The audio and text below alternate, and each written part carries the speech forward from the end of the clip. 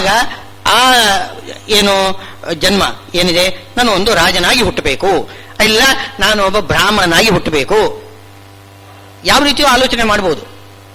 ಅವನಿಗೆ ಬ್ರಾಹ್ಮಣನಾಗಿ ಹುಟ್ಟತಕ್ಕಂಥ ಒಂದು ಪುಣ್ಯ ಮಾಡಿದ್ರೆ ನಾನು ಬ್ರಾಹ್ಮಣನಾಗಬೇಕು ಅಂತ ಆಲೋಚನೆ ಮಾಡ್ತಾನೆ. ಆ ಪುಣ್ಯದಿಂದಲೇ ಆಲೋಚನೆ ಬರೋದು. ಬೇಕಾದ ಹಾಗೆ ಅವರಿಗೆ ಯಾರಿಗೂ ಸ್ವಾತಂತ್ರ್ಯ ಇಲ್ಲ. ಭೀಷ್ಮಾಚಾರ್ಯರು ಅವರು ನನಗೆ ಮೋಕ್ಷನೇ ಸಿಗಬೇಕಾಗಿತ್ತು ಅಂತ ಅನ್ಬೋದಾಗಿತ್ತು, ಭಗವಂತನೇ ಧ್ಯಾನ ಮಾಡಬಹುದಾಗಿತ್ತು. ನೋಡಿ, ಎದುರುಗಡೆ ಶ್ರೀಕೃಷ್ಣ ನಿಂತಿದ್ದಾನೆ, ವೇದವ್ಯಾಸ ದೇವರಿದ್ದರು, ಪರಶುರಾಮ ದೇವರಿದ್ದರು, 3 ರೂಪಗಳಿಂದ ಭೀಷ್ಮಾಚಾರ್ಯರ ಮುಂದೆ ಇದ್ರು. ವಾಯುದೇವರು ಅಂತೂ ಅಲ್ಲಿ ಭೀಮಸೇನೆ ಅಲ್ಲಿ ನಿಂತಿದ್ದಾನೆ, ಹರಿವಾಯುಗಳು, ಎಲ್ಲಾ ದೇವತೆಗಳು, ಇಂದ್ರ ದೇವತೆಗಳು ಎಲ್ಲರೂ ಕೂಡ ಎದುರುಗಡೆ ನಿಂತಿದ್ದಾರೆ. ಸಾಯುವ ಹೊತ್ತಿನಲ್ಲಿ ಕೃಷ್ಣನನ್ನು ನೋಡಿ ನೋಡಿ ನೋಡಿ ಸ್ತೋತ್ರ ಮಾಡಿ ಭೀಷ್ಮಾಚಾರ್ಯರು ಏನು ಶರೀರ ತ್ಯಾಗ ಮಾಡ್ತಾ ಇದ್ದಾರೆ. ಆ ಹೊತ್ತಿಗೆ ಭಗವಂತನ ಸ್ಮರಣೆ ಒಂದು ಕ್ಷಣ ತಪ್ಪಿ ಹೋಯಿತು. ನೋಡಿ, ಇಡೀ ಮಹಾಭಾರತದಲ್ಲಿ ಅನುಶಾಸನ ಪರ್ವ, ಶಾಂತಿ ಪರ್ವ ಎಲ್ಲ ಉಪದೇಶ ಕೊಟ್ಟಿರತಕ್ಕಂಥವರು ಭೀಷ್ಮಾಚಾರ್ಯರು. ಏನು ಕೃಷ್ಣನ ಸರ್ವೋತ್ತಮತ್ವವನ್ನು ಸ್ಥಾಪನೆ ಮಾಡಿದವರೇ ಮಹಾಭಾರತದಲ್ಲಿ ಭೀಷ್ಮಾಚಾರ್ಯರು. ಧರ್ಮರಾಜನಿಗೆ ಅಗ್ರಪೂಜೆ ಕೊಡು ಕೃಷ್ಣನಿಗೆ ಎಂಬುದಾಗಿ ಪ್ರೇರಣೆ ಮಾಡಿದವರು ಅವರು. ಇಷ್ಟು ದೊಡ್ಡ ಜ್ಞಾನಿಗಳು. ಅಂಥವರಿಗೂ ಕೂಡ ಆ ಸಾಯುವ ಹೊತ್ತಿನಲ್ಲಿ ಭಗವಂತನ ಆ ರೂಪ ಮರೆಯಾಗೋಯ್ತು, ನೆನಪೇ ಬರಲಿಲ್ಲ. ಏನ್ ನೆನಪು ಬಂತು? ತಮ್ಮ ಮೂಲ ರೂಪ ನೆನಪು ಬಂತು. ಇದು ಪ್ರಾರಬ್ಧ ಕರ್ಮ ಹಾಗೆ ಮಾಡಿಸ್ತದೆ. ಯಾಕೆಂದ್ರೆ ಅವರು ಇನ್ನೂ ಕೂಡ ಸೇವಾ ಮಾಡ್ಲಿಕ್ಕಿದೆ. ಅವರು ಮೂಲ ರೂಪಗಳಲ್ಲಿ ಹೋಗಿ ಸೇರಿಕೊಂಡು ಪುನಃ ಎಷ್ಟೋ ಅವತಾರವನ್ನು ತಾಳಬೇಕು, ಎಷ್ಟೋ ಕರ್ಮಗಳನ್ನೆಲ್ಲ ಮಾಡಬೇಕು, ತುಂಬಾ ಸಾಧನೆ ಇದೆ, ಬಾಕಿ ಇದೆ. ಅದಕ್ಕೋಸ್ಕರ ಅವನಿಗೆ ನೆನಪಾಗಲಿಲ್ಲ ಭೀಷ್ಮಾಚಾರ್ಯರಿಗೆ. ಹೀಗೆ ನಮ್ಮ ಏನು ಸಂತತಂ ಚಿಂತೆಯೇ ಅನಂತಂ ಅಂತಕಾಲೇ ವಿಶೇಷತಃ ಸಾಯುವ ಹೊತ್ತಿನಲ್ಲಿ ನಾರಾಯಣನ, ಅದಕ್ಕೋಸ್ಕರ ಎಲ್ಲರೂ ಕೂಡ ಕಿವಿಯಲ್ಲಿ ನಾರಾಯಣ ನಾರಾಯಣ ನಾರಾಯಣ ಅಂತಲ್ಲಿ ಹೇಳಬೇಕು ಅಂತ ಹೇಳ್ತಾರೆ ಹಿಂದಿನವರು. ನಾರಾಯಣ ನೆನಪಾಗಲಿ ಅಂತ. ಅದು ಏನು, ಅದು ಇದ್ರೆ ಮಾತ್ರ ಅವನಿಗೆ ಆ ಪುಣ್ಯ ಇದ್ರೆ ಮಾತ್ರ ನೆನಪಾಗುತ್ತೆ, ಇಲ್ಲದೆ ಹೋದರೆ ಅದು ನೆನಪೇ ಆಗುವುದಿಲ್ಲ. ಏನು ಮಾಡಿದ್ರು ನೆನಪಾಗುವುದಿಲ್ಲ. ಅದು ಆ ಪ್ರಾರಬ್ಧ ಕರ್ಮಕ್ಕೆ ಅನುಗುಣವಾಗಿ ಬರ್ತದೆ. ಹಾಗೆ ಭಗವಂತನ ಆ ಒಂದು ಸನ್ನಿಧಿ ಸಿಗಬೇಕಾಗಿದ್ರೆ ಅವನು ಸಾಧನೆ ಮಾಡಲೇಬೇಕು. ಸಾಧನೆ ಮಾಡದೆ ನಾನೇನೋ ನಿನಗೆ ಮೋಕ್ಷ ಕೊಡುವುದಿಲ್ಲ, ಪುಣ್ಯ ಪಾಪಗಳು ನೀನು ಮಾಡು, ಅದಕ್ಕೆ ಅನುಗುಣವಾಗಿ ನಾನು ನಿನಗೆ ಫಲ ಕೊಡ್ತೇನೆ ಅಂತಂತಾನೆ. ಅದಕ್ಕೋಸ್ಕರ ಕಾಮನೆಯನ್ನು ಹುಟ್ಟಿಸ್ತಾನೆ. ಕಾಮನೆಯನ್ನು ಹುಟ್ಟಿಸುವುದು ಅಂತಂದ್ರೆ ವ್ಯಕ್ತ ಮಾಡಿಸ್ತಾನೆ. ಆ ಕಾಮನೆಯಿಂದ ಕರ್ಮ ಮಾಡಿಸ್ತಾನೆ, ಫಲವನ್ನು ಕೊಡ್ತಾನೆ. ಆದ್ದರಿಂದ ಭೀಷ್ಮಾಚಾರ್ಯರು ದ್ರೋಣಾಚಾರ್ಯರಿಗೂ ಕೂಡ ಅವರು ಸಾಧನೆಯನ್ನು ಮಾಡ್ತಾ ಇದ್ದಾರೆ. ಅವರು ಭಗವಂತನ ಕೃಷ್ಣನ ಭಕ್ತರೇ ಅವರು ಕೂಡ. ಅವರು ದುರ್ಯೋಧನ ಪಕ್ಷದಲ್ಲಿ ನಿಂತಿದ್ದಾರೆ, ಅವರನ್ನು ಕೊಲ್ಲಬೇಕು ನೀನು ಅಂದರೆ ಅರ್ಥ ಅವರು ಕೂಡ ದುಷ್ಟರೇ. ಆ ರೀತಿ ಮಾತ್ರ ತಿಳ್ಕೋಬಾರದು. ಭೀಷ್ಮಾಚಾರ್ಯರು ದ್ರೋಣಾಚಾರ್ಯರು ದುರ್ಯೋಧನನ ಪಕ್ಷದಲ್ಲಿ ನಿಂತುಕೊಂಡಿದ್ದಾರೆ, ಆದ್ರಿಂದ ಅವರು ಕೂಡ ದುಷ್ಟರು ಅಂತ ಮಾತ್ರ ಅನ್ಬೇಡ. ಅಲ್ಲಿ ಶ್ರೀಮದ್ ಆಚಾರ್ಯರು ಗೀತೆಯ ತಾತ್ಪರ್ಯವನ್ನು ಹೇಳುವಾಗ ಒಂದು ಮಾತು ಹೇಳ್ತಾರೆ, ನಾರಾಯಣ ದಿಟ್ ತದ ಅನುಬಂಧಿ, ಅವರ ಜೊತೆಗೆ ಇರತಕ್ಕಂಥವ್ರು. ನಾರಾಯಣ ದ್ವೇಷಗಳು ಯಾರಿದ್ದಾರೆ ಅವರ ಜೊತೆಗೆ ಇರತಕ್ಕಂಥವರನ್ನು ಕೂಡ ಕೊಲ್ಲಬೇಕು. ಅವರು ಒಳ್ಳೆಯವರು ಇರ್ಬೋದು, ಕೆಟ್ಟವರು ಇರ್ಬೋದು. ಭೀಷ್ಮಾಚಾರ್ಯ ದ್ರೋಣಾಚಾರ್ಯರು ಒಳ್ಳೆಯವರು. ಅವರು ಏನ್ ಮಾಡಿದ್ರು, ಎದುರುಗಡೆ ಕೃಷ್ಣನನ್ನು ನೋಡ್ತಾ ಆನಂದಪಟ್ಟರು. ಕೃಷ್ಣ ಏನೋ ಚಕ್ರ ಹಿಡಿಯುವುದಿಲ್ಲ ಅಂತ ಏನೋ ಹೇಳ್ತಿದ್ದ, ಹಾಗೆ ಪ್ರತಿಜ್ಞೆ ಮಾಡಿದ್ದ. ಯಾವಾಗ ತನ್ನ ಪ್ರತಿಜ್ಞೆಯನ್ನು ಕೂಡ ಭಕ್ತನ ಪ್ರತಿಜ್ಞೆಯನ್ನು ನಡೆಸುವುದಕ್ಕೋಸ್ಕರ ಭಕ್ತ ಭೀಷ್ಮಾಚಾರ್ಯರು ಏನು ಪ್ರತಿಜ್ಞೆ ಮಾಡಿದ್ರು, ನಾನು ಚಕ್ರ ಹಿಡಿಸ್ತೇನೆ ಅಂತ. ನಾನು ಚಕ್ರ ಹಿಡಿಯುವುದಿಲ್ಲ ಅಂತ ಭಗವಂತನ ಪ್ರತಿಜ್ಞೆ, ಅವನ ಚಕ್ರ ಹಿಡಿಸ್ತೇನೆ ಅಂತ ಭಕ್ತನ ಪ್ರತಿಜ್ಞೆ. ಈ ಭಕ್ತ ಭಗವಂತನೊಳಗೆ ಯಾರು ಗೆದ್ದರು? ಭಕ್ತ ಗೆದ್ದ. ಭಗವಂತ ಪ್ರೀತಿಯಿಂದ ಆ ಭಕ್ತನಿಗಾಗಿ ಆ ಚಕ್ರ ಧಾರಣೆ ಮಾಡಿದ್ರು. ಆ ಚಕ್ರ ಹಿಡಿದುಕೊಂಡು ನಿಂತುಕೊಂಡಿರತಕ್ಕಂತಹ ರೂಪ ನನಗೆ ಇನ್ನೂ ಕೂಡ ಯಾವತ್ತೂ ಮರೆಯುವುದಿಲ್ಲ, ಅದನ್ನೇ ನಾನು ಚಿಂತನೆ ಮಾಡ್ತೇನೆ ಎಂಬುದಾಗಿ ಭೀಷ್ಮಾಚಾರ್ಯರು ಹೇಳ್ಕೊಳ್ತಾರೆ ಸರ್ಮಂಚದಲ್ಲಿ ಮಲ್ಕೊಂಡು. ಆ ಕೊನೆಗೂ ಅದು ಮರೆತು ಹೋಗುತ್ತೆ, ಅದು ಬೇರೆ ವಿಷಯ. ಅಂತೂ ಅಷ್ಟು ಪ್ರೀತಿ ಆ ಕೃಷ್ಣನಿಗೆ. ಸಾಧನೆ ಮಾಡಿಸ್ತಾನೆ, ಅವರಿಂದ ಸಾಧನೆ ಮಾಡಿಸ್ತಾನೆ. ಅವರು ಏನು ಮಾಡ್ತಾರೆ, ಕೇವಲ ಭಗವಂತನ ಸೇವಾರೂಪವಾಗಿ ಯುದ್ಧ ಮಾಡಿದರು. ಯಾಕೆ ದುರ್ಯೋಧನ ಪಕ್ಷದಲ್ಲಿ ಯಾಕೆ ನಿಂತ್ಕೊಂಡ್ರು? ಪಾಂಡವರ ಪಕ್ಷದಲ್ಲಿ ನಿಂತ್ಕೋಬಹುದಾಗಿತ್ತಲ್ಲ ಅಂತನ್ಬೋದು. ಆದರೆ ಭಗವಂತನ ಒಂದು ಸಂಕಲ್ಪ ಏನಿದೆ ಅಂತಂದ್ರೆ, ಅತ್ತ ದುಷ್ಟರು ಕೌರವರು ನಾಶ ಆಗಬೇಕು, ಇತ್ತ ಪಾಂಡವರು ಎಲ್ಲರೂ ಕೂಡ 5 ಜನ ಬಿಟ್ಟು, ಮಮ ಪ್ರಾಣಾಹಿ ಪಾಂಡವ ಪಂಚ ಪ್ರಾಣರಂತೆ ಇರತಕ್ಕಂಥ 5 ಮಂದಿ ಪಾಂಡವರನ್ನು ಬಿಟ್ಟು ಉಳಿದವರು ಯಾರೂ ಇರಬಾರ್ದು, ಎಲ್ಲರೂ ಕೂಡ ಸಾಯ್ಬೇಕು. ಸಂಕಲ್ಪ ಒಂದು. ದುಷ್ಟರ ಕಡೆಯಲ್ಲಿ ಇರತಕ್ಕಂತಹ 11 ಅಕ್ಷೋಹಿಣಿ ಪೂರ್ತಿ ಸಾಯಬೇಕು. ಪಾಂಡವರ ಪಕ್ಷದಲ್ಲಿ 5 ಮಂದಿ ಪಾಂಡವರು ಬಿಟ್ಟು ಉಳಿದವರು ಎಲ್ಲರೂ ಕೂಡ ಸಾಯ್ಬೇಕು.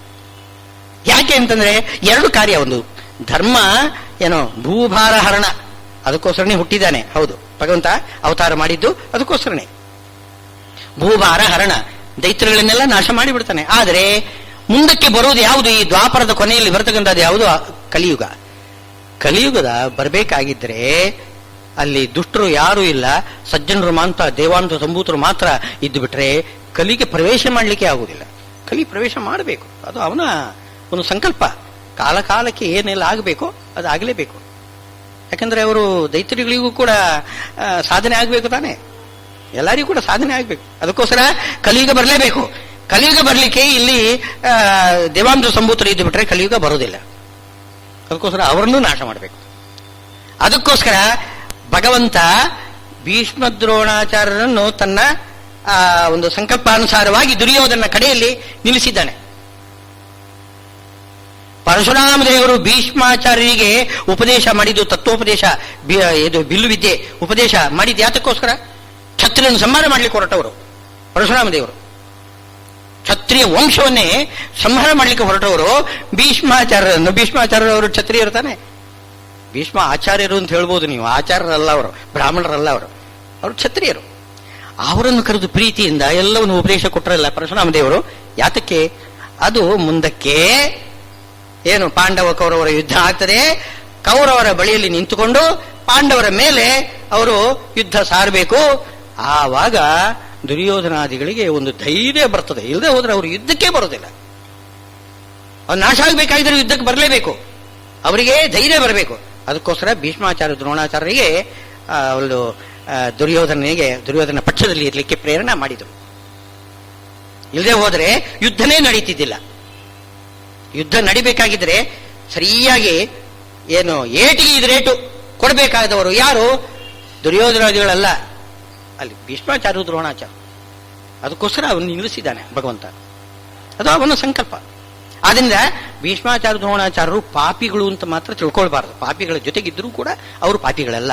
ಆದರೆ ಅವರನ್ನು ಸಂಹಾರ ಮಾಡಲೇಬೇಕು. ಯಾಕೆಂದ್ರೆ ಪಾಪಿಗಳ ಸಂಹಾರಕ್ಕೋಸ್ಕರ ಅವರನ್ನು ಸಂಹಾರ ಮಾಡದೆ ಭೀಷ್ಮಾಚಾರ್ಯ ದ್ರೋಣಾಚಾರ್ಯರನ್ನು ಬೀಳಿಸದೆ ದುರ್ಯೋಧನಾದಿಗಳನ್ನು ಕೊಲ್ಲಿಕ್ಕೆ ಸಾಧ್ಯವಿಲ್ಲ. ಭಕ್ತ ಯಾವರ ಕಡೆ ಇದ್ದಾನೆ, ಗುರುಗಳು ಯಾರ ಕಡೆ ಇದ್ದಾರೆ ಅಲ್ಲಿ ಭಗವಂತನು ಕೂಡ ಸೋಲ್ತಾನಂತೆ. ಏನೋ ಹರವರುಷ್ಟೇ ಗುರುಸ್ತ್ರಾತ ಅಂತ ಹೇಳ್ತಾರೆ. ಹರಿಗೆ ಕೋಪ ಬಂತೋ ಗುರುಗಳು ಕಾಪಾಡ್ತಾರೆ. ಗುರುಗಳಿಗೆ ಏನಕ್ಕೂ ಕೋಪ ಬಂತು ಅಂತಂದ್ರೆ ನಕಶ್ಚನ, ಯಾರು ಅವರನ್ನು ಕಾಪಾಡುವವರೇ ಇಲ್ಲ. ಅದಕ್ಕೋಸ್ಕರ ಗುರುಗಳಾಗಿ ಭೀಷ್ಮಾಚಾರ್ಯ ದ್ರೋಣಾಚಾರ್ಯರನ್ನು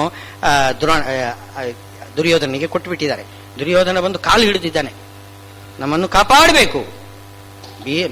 ಭೀಮಸೇನ ದೇವರು ಆ ದ್ಯೂತ ಸಭೆಯಲ್ಲಿ ಕೋಪದಿಂದ ಈ ಕಂಬವನ್ನು ಕಿತ್ತು ಈ 100 ಮಂದಿ ಕೌರವರನ್ನು ಹೊಡೆದು ಹಾಕಿಬಿಡ್ತೇನೆ ಅಂತ ಹೊರಟಿ ಬಿಟ್ಟಿದ್ದಂತೆ. ಆ ಒಂದು ಉಗ್ರ ರೂಪವನ್ನು ನೋಡಿ ಕಂಗಾಲಾಗಿ ಬಿಟ್ಟಿದ್ದಾನೆ ದುರ್ಯೋಧನ. ಭೀಷ್ಮಾಚಾರ್ಯ ದ್ರೋಣಾಚಾರ್ಯ ಕಾಲು ಹಿಡಿದಿದ್ದಾನೆ. ಆದ್ದರಿಂದ ಈ ಗುರುಗಳಾಗಿ ಕೊಟ್ಟಿದ್ದೇ ಭಗವಂತನ ಒಂದು ಸಂಕಲ್ಪ. ಅವರಿಂದ ಅವರು ಯಾವತ್ತೂ ಕೂಡ ಒಳ್ಳೆಯ ಕೆಲಸವನ್ನೇ ಮಾಡ್ತಕ್ಕಂಥವರು. ಅವರಿಗೆ ಮುಂದೆ ದಿವ್ಯ ಶರೀರವೇ ಬರ್ತದೆ. ಅವರಿಗೆ ಯಾವತ್ತೂ ಕೂಡ ಹೀನ ಶರೀರ ಬರುವುದಿಲ್ಲ. ವಾಸಾಂಸಿ ಜೀರ್ಣಾನಿ ಯಥಾವಿಹಾಯ, ಯಾವ ರೀತಿ ನಾವು ಹಳೆಯ ಬಟ್ಟೆಯನ್ನು ಎಸೀತೇವೆ, ಯಾತಕ್ಕೆ? ಹೊಸ ಬಟ್ಟೆ ಉಡಬೇಕು ಅಂತ. ಆ ದೃಷ್ಟಿಯಿಂದ ನಾವು ಹಳೆ ಬಟ್ಟೆಯನ್ನು ಎಸೀತೇವೆ. ಹಾಗೆ ಇಲ್ಲಿಯೂ ಕೂಡ ಭೀಷ್ಮಾಚಾರ್ಯ ದ್ರೋಣಾಚಾರ್ಯರ ಆ ಒಂದು ವೃದ್ಧ ಶರೀರವನ್ನು ತೆಗೆದುಬಿಟ್ಟು ಹೊಸ ಶರೀರವನ್ನು ಕೊಡ್ಲಿಕ್ಕೋಸ್ಕರನೇ ನೀನು ಯುದ್ಧ ಮಾಡಬೇಕು. ತಥಾ ಶರೀರಾಣಿ ವಿಹಾಯ ಜೀರ್ಣಾನಿ ಅನ್ಯಾನಿ ಸಂಯಾತಿ ನವಾನಿ ದೇಹಿ. ಇನ್ನು ಆತ್ಮನಿತ್ಯತ್ವವನ್ನು ಪುನಃ ವರ್ಣನೆ ಮಾಡ್ತಾರೆ. ನೈನಂ ಚಿಂದಂತಿ ಶಸ್ತ್ರಾಣಿ ನೈನಂ ದಹತಿ ಪಾವಕಃ. ಆಮೇಲೆ ಅಚ್ಛೇದ್ಯೋಯಂ ಅದಾಖ್ಯೋಯಂ ಇದೆಲ್ಲ ಪುನಃ ಪುನಃ ಪುನಃ ಆ ಆತ್ಮನಿತ್ಯತ್ವವನ್ನು ಬಹಳ ಚೆನ್ನಾಗಿ ಬಿಡಿಸಿ ಹೇಳ್ತಿದ್ದಾರೆ. ಇನ್ನು ಯಾವತ್ತೂ ಏನೋ ಆತ್ಮ ನಿತ್ಯ, ಶರೀರ ಅನಿತ್ಯ. ಆತ್ಮ ನಿತ್ಯ ಅಂತಂದ್ರೂ ನೀನು ದುಃಖ ಪಡಬೇಕಾದ ಅವಶ್ಯಕತೆ ಇಲ್ಲ. ಶರೀರ ಅನಿತ್ಯ ಅಂತಾದರೂ ಕೂಡ ನೀನು ದುಃಖ ಪಡಬೇಕಾದ ಅವಶ್ಯಕತೆ ಇಲ್ಲ. ಕಾರಣ ಏನು? ಒಂದು ಶರೀರ ಹೋದರೆ ಇನ್ನೊಂದು ಶರೀರ ಬಂದೇ ಬರ್ತದೆ. ನಿನಗೆ ಆ ವ್ಯಕ್ತಿಗಳ ಒಂದು ಸಂಪರ್ಕ ಬರುವುದಿಲ್ಲ, ಅದು ದೇಹದ ಮಾಧ್ಯಮದಿಂದ ಬರಬೇಕಲ್ಲ ಅಂತ ನೀನು ಹೇಳ್ಬೋದು.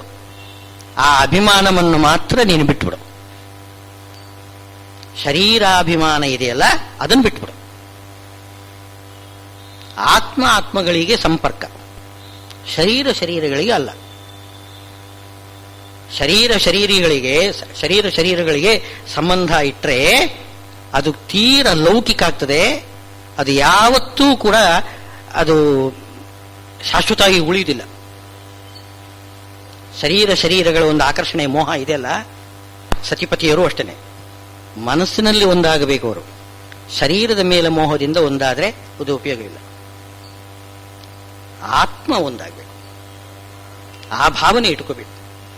ಅದಕ್ಕೆ ಶರೀರದ ಅಭಿಮಾನವನ್ನು ಬಿಟ್ಟುಬಿಡು. ಅವರು ಗುರುಗಳು, ಭೀಷ್ಮಾಚಾರ್ಯ ದ್ರೋಣಾಚಾರ್ಯ ಗುರುಗಳು ಅಂತ ಇಟ್ಕೊಳ್ಳಿ. ಅವರ ಆತ್ಮ ಗುರು, ಅವರ ಶರೀರ ಅಲ್ಲ. ಆ ರೀತಿ ನೀನು ಅಭಿಮಾನವನ್ನು ಬಿಟ್ಟುಬಿಡು.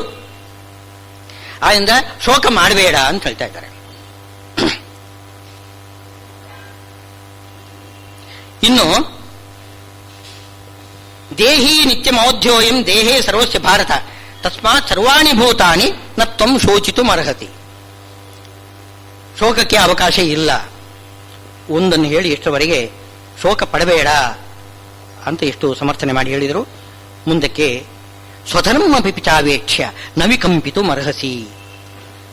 ಇದು ನಿನ್ನ ಧರ್ಮ. ಈಗ ನಾನು ಯುದ್ಧ ಮಾಡ್ತಕ್ಕಂಥದ್ದು ಕಥಂ ಭೀಷ್ಮ ಅಹಂ ಸಂಖ್ಯೆ ಅರಿಭಿ ಪ್ರತಿಯೋತ್ಸ್ಯಾಮಿ ಅಂತ ಕೇಳ್ತಾ ಇದೆಯಲ್ಲ ನೀನು. ಭೀಷ್ಮಾಚಾರ್ಯ ದ್ರೋಣಾಚಾರ್ಯ ಮೇಲೆ ನನ್ನ ಬಾಣವನ್ನು ಎಸೀತಕ್ಕಂಥದ್ದು ಅದು ತಪ್ಪಲ್ವೇ? ಗುರುಗಳಲ್ಲಿ ನಾನು ಮಾಡತಕ್ಕಂತಹ ಅಪರಾಧ ಅಲ್ವೇ ಅಂತ ಕೇಳಿದ್ದಾನೆ. ಅದಕ್ಕೆ ಅವರು ಹೇಳೋದು, ಯುದ್ಧದಲ್ಲಿ ಗುರುಗಳು ಅಂತಿಲ್ಲ, ಹಿರಿಯರು ಅಂತಿಲ್ಲ. ಯಾರು ಎದುರುಗಡೆ ನಿಂತಿದ್ದಾರೆ, ಶಸ್ತ್ರ ಹಿಡಿದು ನಿಂತಿದ್ದಾರೆ, ಅವರೊಂದಿಗೆ ಯುದ್ಧ ಮಾಡಬೇಕು. ಅಲ್ಲಿ ಶರೀರ ಸಂಬಂಧ ಅಲ್ಲಿ ಲೆಕ್ಕಕ್ಕೆ ಬರುವುದಿಲ್ಲ. ಇದು ಧರ್ಮ, ಯುದ್ಧದ ಧರ್ಮ. ಇದು ಕ್ಷತ್ರಿಯರ ಧರ್ಮ. ಕ್ಷತ್ರಿಯರ ಧರ್ಮ ಏನು? ಯಾರೋ ನಾರಾಯಣ ದ್ವೇಷಗಳಿದ್ದಾರೆ, ಧರ್ಮ ದ್ವೇಷಗಳಿದ್ದಾರೆ, ಸಮಾಜ ಘಾತುಕರಿದ್ದಾರೆ, ದುಷ್ಟರಿದ್ದಾರೆ, ಅವರನ್ನು ಅವರ ಕಡೆಗೆ ನಿಂತವರನ್ನು ಕೂಡ ಯುದ್ಧದಲ್ಲಿ ನಾವು ಸಂಹಾರ ಮಾಡಬೇಕು. ಇದು ಧರ್ಮ. ಈಗ ನೀನು ಭೀಷ್ಮಾಚಾರ್ಯನು ದ್ರೋಣಾಚಾರ್ಯನು ಕೊಂದರೆ ಅದು ಧರ್ಮನೇ ಆಗ್ತದೆ. ಧರ್ಮಮಯವಾಗಿರತಕ್ಕ ಧರ್ಮಾನುಷ್ಠಾನ ಇದಾಗ್ತದೆ. ಧರ್ಮಾನುಷ್ಠಾನ ರೂಪವಾಗಿರತಕ್ಕಂಥ ಇಂಥ ಯುದ್ಧ ಯಾವತ್ತೂ ಕೂಡ ಪಾಪ ಉಂಟು ಮಾಡುವುದಿಲ್ಲ. ಹಿಂದೆ ಹೇಳಿದ್ದಾರೆ, ನಾ ಸತೋ ವಿದ್ಯತೆ ಭಾವ ನಾ ಭಾವೋ ವಿದ್ಯತೆ ಸತಃ. ಏನು ಧರ್ಮ ಕಾರ್ಯದಿಂದ, ಒಳ್ಳೆ ಸತ್ಕಾರ್ಯದಿಂದ ಯಾವತ್ತೂ ಕೂಡ ಪಾಪ ಬರುವುದಿಲ್ಲ, ದುಃಖ ಬರುವುದಿಲ್ಲ. ಏನು ದುಷ್ಟ ಕಾರ್ಯದಿಂದ, ಅಸತ್ಕರ್ಮದಿಂದ ಯಾವತ್ತೂ ಕೂಡ ಸುಖ ಇಲ್ಲ, ಪುಣ್ಯ ಬರುವುದಿಲ್ಲ. ಈಗ ಧರ್ಮ್ಯಾದಿ ಯುದ್ಧಾತ್ ಏನು ಶ್ರೇಯ ಅನ್ಯತೆ ಕ್ಷತ್ರಿಯಸ್ಯ ನ ವಿದ್ಯತೆ. ಇದು ಕ್ಷತ್ರಿಯನಿಗೆ ಹೇಳಿದ್ದು, ಇದೆಲ್ಲರಿಗೂ ಅಲ್ಲ. ನಾವು ಯುದ್ಧ ದುರ್ಗುಣಗಳ ಮೇಲೆ ಸದ್ಗುಣಗಳ ಯುದ್ಧ ಸಾರಬಹುದು. ಕ್ಷತ್ರಿಯರು ಶರೀರದ ಮೇಲೆ ಯುದ್ಧ ಸಾರ್ತಾರೆ. ಕ್ಷತ್ರಿಯರಿಗೆ ಅದು ಧರ್ಮ. ಅಂದ್ರೆ ಕ್ಷತ್ರಿಯಸ್ಯ ಈ ಧರ್ಮ ಯುದ್ಧಕ್ಕಿಂತ ಶ್ರೇಷ್ಠವಾಗಿರ್ತಕ್ಕಂಥದ್ದು ಇನ್ನೊಂದು ಪುಣ್ಯ ಕಾರ್ಯ ನಿನಗೆ ಇಲ್ಲ. ಕ್ಷತ್ರಿಯನಾಗಿರ್ತಕ್ಕಂತಹ ನಿನಗೆ ಇಲ್ಲ. ಆದ್ರಿಂದ ನೀನಲ್ಲಿ ಪಾಪ ಬರ್ತದೆ ಅಂತ ಮಾತ್ರ ತಿಳ್ಕೋಬೇಡ. ಆ ಪ್ರಶ್ನೆಗೆ ಎಲ್ಲ, ಅವನ ಪ್ರಶ್ನೆಗಳಿಗೆಲ್ಲ ಉತ್ತರ ಕೊಡ್ತಿದ್ದಾನೆ ಶ್ರೀಕೃಷ್ಣ. ಇನ್ನು ಅಷ್ಟು ಮಾತ್ರವಲ್ಲ, ಯದೃಚ್ಛೆಯ ಉಪಪನ್ನಂ ಸ್ವರ್ಗದ್ವಾರಂ. ಈ ಯುದ್ಧ ಅಂತನ್ನೋದು ಸ್ವರ್ಗಕ್ಕೆ ದ್ವಾರ ಅಂತೆ. ಅವನು ಹೇಳ್ತಿದ್ದಾನೆ, ಸ್ವರ್ಗ ಸಿಗ್ತದೋ ಇಲ್ವೋ ಯಾರಿಗೊತ್ತು ಅಂತ. ಅಲ್ಲ, ಇದು ಸ್ವರ್ಗಕ್ಕೆ ದ್ವಾರ. ಇದು ಸ್ವರ್ಗಕ್ಕೆ ದ್ವಾರ ಅಂತಂದ್ರೆ ಈ ಕರ್ಮವನ್ನು ಮಾಡಿದರೆ ನಿನಗೆ ಸ್ವರ್ಗ ಖಂಡಿತವಾಗಿ ಲಭಿಸ್ತದೆ. ಯಾಕೆ? ಇದು ಯುದ್ಧ ಕ್ಷತ್ರಿಯನಿಗೆ ಏನು ವಿಹಿತವಾಗಿರತಕ್ಕಂಥದ್ದು. ವಿಹಿತವಾಗಿರತಕ್ಕಂತಹ ಧರ್ಮ ಅದು ಯಾವತ್ತೂ ಕೂಡ ಯಜ್ಞ ಅಂತ ಅನಿಸ್ತದೆ. ಬ್ರಾಹ್ಮಣನಿಗೆ ವಿಹಿತವಾಗಿರ್ತಕ್ಕಂತಹ ಅಧ್ಯಯನ ಇದೆಯಲ್ಲ, ಅದು ಬ್ರಾಹ್ಮಣನಿಗೆ ಬ್ರಹ್ಮಯಜ್ಞ ಅಂತ ಅದನ್ನು ಕರೀತಾರೆ. ಬ್ರಹ್ಮಯಜ್ಞ ಅದೊಂದು ಯಜ್ಞ. ಬರೀ ವೇದ ಪಾಠ ಮಾಡಿದ್ರೆ ಸಾಕು, ಅದೇ ದೊಡ್ಡ ಯಾಗ, ಅದೇ ಯಾಗ ಅಂತೆ, ಅದೇ ಯಜ್ಞ ಅಂತೆ. ಯಾವುದು ವಿಹಿತವಾಗಿದೆಯೋ ಅದು ಯಜ್ಞ. ಕ್ಷತ್ರಿಯನಿಗೆ ವಿಹಿತವಾಗಿರ್ತಕ್ಕಂಥದ್ದು ಯಾವುದು? ದುಷ್ಟ ಸಂಹಾರ, ಅದೇ ಯಜ್ಞ. ವೈಶ್ಯನಿಗೆ ಏನು ವ್ಯಾಪಾರ, ಕೃಷಿ, ವಾಣಿಜ್ಯ ಇವುಗಳೆಲ್ಲ ಮಾಡೋದು, ಅದು ಅವನಿಗೆ ಯಜ್ಞ. ಶೂದ್ರನಿಗೆ ಉಳಿದವರಿಗೆ ಸೇವಾ ಮಾಡೋದು, ಅದು ಯಜ್ಞ. ಯಾರಿಗೆ ಯಾವುದು ವಿಹಿತವಾಗಿದೆಯೋ ಅದು ಅವರಿಗೆ ಯಜ್ಞ. ಆದ್ದರಿಂದ ನೀನೀಗ ಯಜ್ಞವನ್ನು ಮಾಡಿದ ಹಾಗಾಗ್ತದೆ. ನೀನು ಭೀಷ್ಮ ದ್ರೋಣಾದಿಗಳನ್ನು ಕೊಂದರೆ ಅದರಿಂದ ಒಂದು ಯಜ್ಞವನ್ನೇ ಮಾಡಿದ ಹಾಗಾಯಿತು. ಯಾಕೆ? ಕ್ಷತ್ರಿಯನಿಗೆ ವಿಹಿತವಾಗಿರತಕ್ಕಂಥದ್ದು. ವಿಹಿತವಾಗಿರತಕ್ಕಂಥ ಆ ಕರ್ಮವನ್ನು ನೀನು ಮಾಡಿದರೆ, ಯಜ್ಞವನ್ನು ಮಾಡಿದರೆ ಏನ್ ಸಿಗ್ತದೆ? ಸ್ವರ್ಗ ಸಿಗ್ತದೆ. ಯಜ್ಞಕ್ಕೆ ಸ್ವರ್ಗ ಫಲ, ಆದ್ದರಿಂದ ಸ್ವರ್ಗದ್ವಾರ ಇದು. ಸುಖಿನ ಕ್ಷತ್ರಿಯ ಪಾರ್ಥ ಲಭಂತೆ ಯುದ್ಧ ಮೀದೃಶಂ. ನಿಜವಾಗಿಯೂ ಕೂಡ ಯಾರು ಸುಖಕ್ಕೆ ಯೋಗ್ಯರಾಗಿರ್ತಾರೆ ಅಂಥ ಕ್ಷತ್ರಿಯರಿಗೆ ಮಾತ್ರ ಇಂಥ ಯುದ್ಧದ ಸಂದರ್ಭ ಒದಗಿ ಬರ್ತದೆ. ಯಾವತ್ತಾದ್ರೂ ಬರ್ತದೇನೋ? ದಿನ ಬೆಳಗಾದರೆ ನಿಮ್ಗೆ ಇಂಥ ಯುದ್ಧ ಸಿಗ್ತದೇನು? ಬೇಕಂದ್ರೂ ಸಿಗುವುದಿಲ್ಲ. ಸಿಕ್ಕಿಬಿಟ್ಟಿದೆ ನಿನಗೆ, ಇಂಥ ಅವಕಾಶ ಸಿಕ್ಕಿಬಿಟ್ಟಿದೆ. ಪ್ರತ್ಯಕ್ಷ ಏನು ಶ್ರೀಕೃಷ್ಣ ಹೇಳ್ತಾ ಇದ್ದಾನೆ ಮಾತು, ನೀನು ಯುದ್ಧ ಮಾಡು, ಅದನ್ನು ನಾನು ಸ್ವೀಕಾರ ಮಾಡ್ತೇನೆ. ಇಲ್ಲಿ ನಿರ್ಮೃದ್ನತ್ತೇತನಂ ವಿಜರರವರ ಜರಾಸಂಧ ಕಾಯಾಸ್ತಿ ಸಂಧೀನ್ ಯುದ್ಧೇತ್ವಂ ಸದ್ವರೇವಾ ಪಶುಮು ಯುಧಮೇನ್ ವಿಷ್ಣುಪಕ್ಷ ದುಡೀಶಂ ಯಾವತ್ ಪ್ರತ್ಯಕ್ಷಭೂತಂ ನಿಖಿಲ ಮಖಭುಜಂ ತರ್ಪಯಾಮಾಶಿಥ ಅಸೌ ತಾವತ್ಯ ಆಯೋಜಿತ ಕಿಮೋದ ಭಗವನ್ ರಾಜಸೂಯಾಶ್ವಮೇಧೆ. ರಾಜಸೂಯಾಶ್ವಮೇಧ ಯಜ್ಞ ಮಾಡಿದ್ರೂ ಕೂಡ ಶ್ರೀಕೃಷ್ಣನಿಗೆ ಅಷ್ಟು ಇಷ್ಟ ಆಗಲಿಲ್ಲ ಅಂತೆ.